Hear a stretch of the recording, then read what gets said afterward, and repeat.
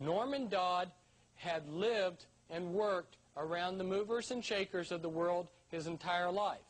He was a banker, amongst other things. And these movers and shakers, many of them Illuminati, they thought that Norman Dodd was one of them. So they freely talked to him.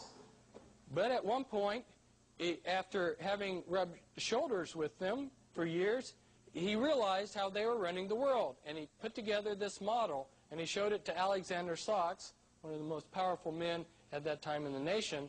And Alexander Sachs said, I can't stay here in the room and listen to you explain this if you want to be alive. That's how right on it was. There are 6 elements to this world system. Order, represented by the state, wisdom, values, justice, the courts, truth, the church, wealth, the prices, and equity, the market. And I've added to what Norman Dodd had as just wealth, I've added health on there as a function of that.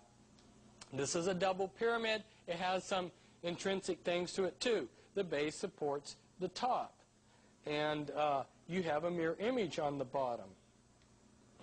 You will also find that the cube shape is talked about in Scripture as being the structure of paradise. It's the shape that the New Jerusalem is in. It's the shape that the Holy of Holies is in. And we are also told in Matthew that we are the salt of the earth, and a salt crystal is the shape of a cube.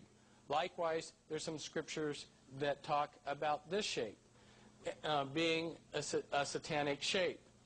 And interestingly, too, there are some scriptures that use the word stoicheia in them, approximately 6 of these, and Bible scholars have been scratching their heads wondering, what does stoicheia mean?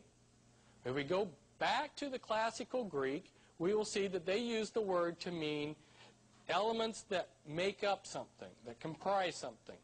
I believe that when the Scriptures warn us not to be deceived by the elements of the world, that they're referring to these elements, even though they're not spelled out. And originally when I had put together this talk, I was going to go in and show how each of these different elements of the world system was controlled by the Illuminati.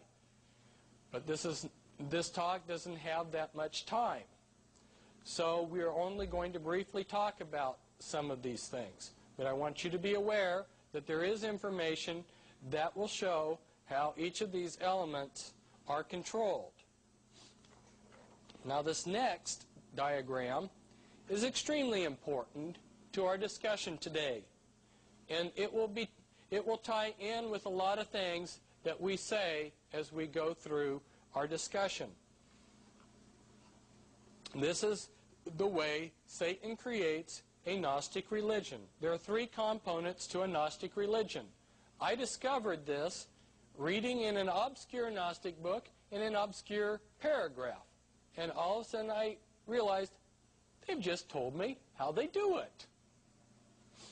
Remember back in the Garden of Eden, Satan said, this knowledge will save you. That's saving knowledge.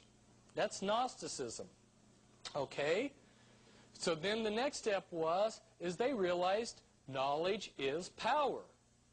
And they realized that if you say, I have hidden knowledge, people have to come to you for that hidden knowledge. You create an instant power base. So the first element that Satan uses in setting up a Gnostic religion is hidden knowledge. Now the next thing is you can't give away all your hidden knowledge at once, or you've just given away your power base. So you have to dish it out in increments. If you're a Mason, you receive it incrementally as you go through an initiate degree system. If you're a Jehovah's Witness, you receive it incrementally by staying in touch with, and this is a direct quote, God's channel of communication. You incrementally receive Watchtower and Awake magazines.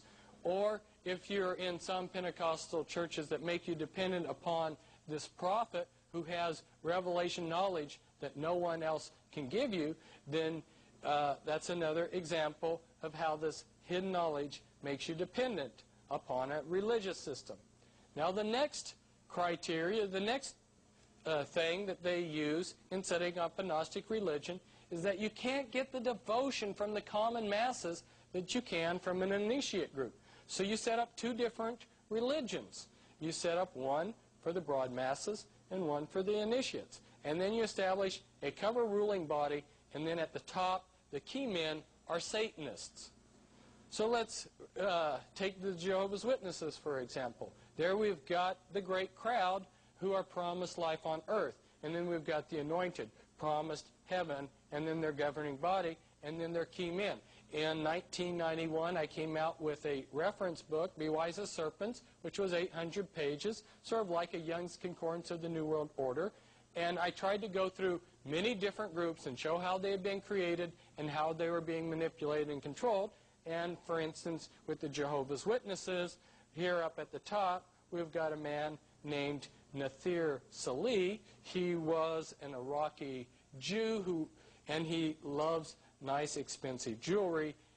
And the president of the Watchtower Society, the late one, Freddie Franz, recently died, for many years, for many decades, had been on his deathbed.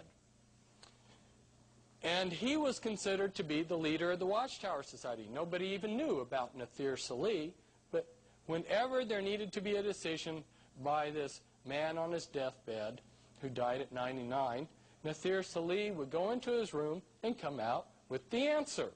Now another man that was ties in with this is someone who's on the governing body who's a Rhodes Scholar. In fact, Freddie Franz was offered to be a Rhodes Scholar, but turned it down so that he would be in a position to take over the Watchtower Society. Now, if we take this structure with its three components that I've just outlined to you, and we turn it on its side, this pyramid structure on its side, we come up with something that looks like a pie. Now, think about this. Here on the outside, we've got like a Catholic and a Mormon and a Jehovah's Witness. This is the perfect control mechanism. The Catholic out here is fighting the Mormon, who's fighting the Jehovah's Witness, who's fighting somebody else. None of them ever rebel against the sinner. Very few of them ever realize they're being controlled by the sinner. If they ever do rebel against the sinner, they are stopped by the initiate group, the clergy. For instance, in the Catholic Church, your broad masses would be your laity, and your initiate group would be your clergy, and then your cardinals would be your cover ruling body, and then your key men would be Satanists. Or within your Mormons, you would have your Melchizedek priesthood and your Aaronic priesthood, your Melchizedek priesthood, and then your 70 and whatnot at LDS headquarters, and then your key men there. So some of these of the priesthood that are being a buffer to protect the sinner, some of them are actually going to believe in the religion, and some of them are just going to be in it because that's how they make a living. But at any rate, it's the perfect protection for the sinner. And these people in the sinner all know each other. They are your Illuminati. And Satan knows when you go to a restaurant, you like a variety. So all of these groups are patterned on that pie-shaped thing that I just gave you, that pyramid. And my apologies to Baskin-Robbins. There's more than 31 flavors there.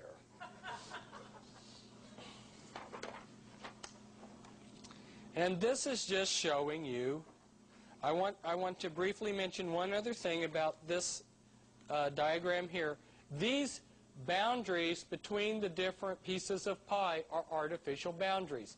Satan can pull those out anytime he wants, and we see glimpses of that every now and then, like at the World Parliament of Religion, where Hindus and Buddhists and Indian shamans and Satanists and Chuck Colson, representing the Protestants, got together and prayed.